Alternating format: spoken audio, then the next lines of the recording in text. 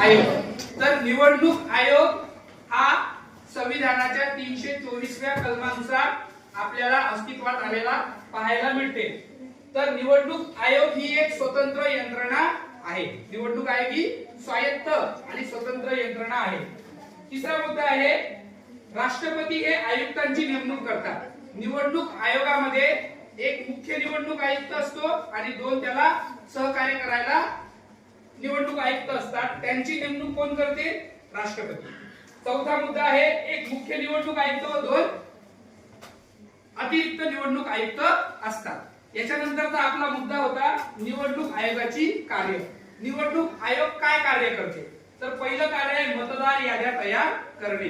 तर निवडणूक आयोगाचे सगळ्यात महत्त्वाचं कार्य आहे, जे मतदार वय वर्ष 18 पूर्ण करतात आणि ते निवडणूक आयोगाच्या कार्यालयांमध्ये जाऊन नोंदणी करतात, अशांची नावे निवडणूक आयोग निवडणूक याद्यांमध्ये समाविष्ट करते आणि निवडणूक याद्या तयार करते। त्यानंतर त्यांना मत देण्याचा अधिकार मिळतो वेगवेगळ्या निवडणुकांमध्ये।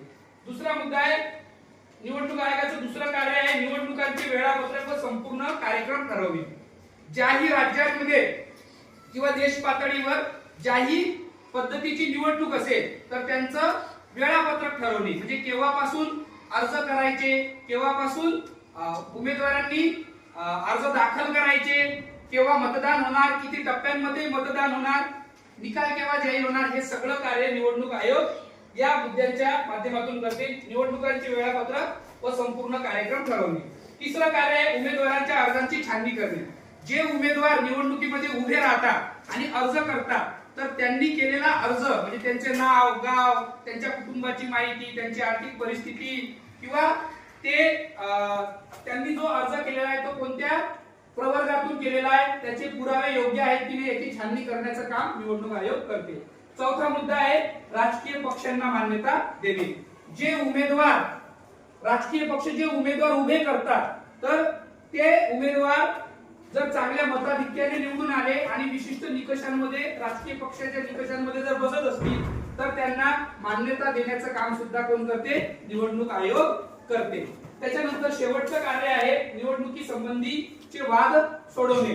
आता काही वेळेला निवडणुकांमध्ये अनेक वाद होतात, म्हणजे काही लोक म्हणतात की बळजबरीनं मतदान झालं किंवा फेरफार झाली, चुकीचं मतदान झालं, तर असे वाद मिटवण्याचं काम सुद्धा निवडणूक आयोग करतो। किंवा अशा ठिकाणी परत मतदान घेतले जाते, फेर मतदान घेतले जाते किंवा अशा ठिकाणचं मतदान राखीव ठेवल्या जाते, त्याचे निकाल नंतर लावले जातात। तर अशा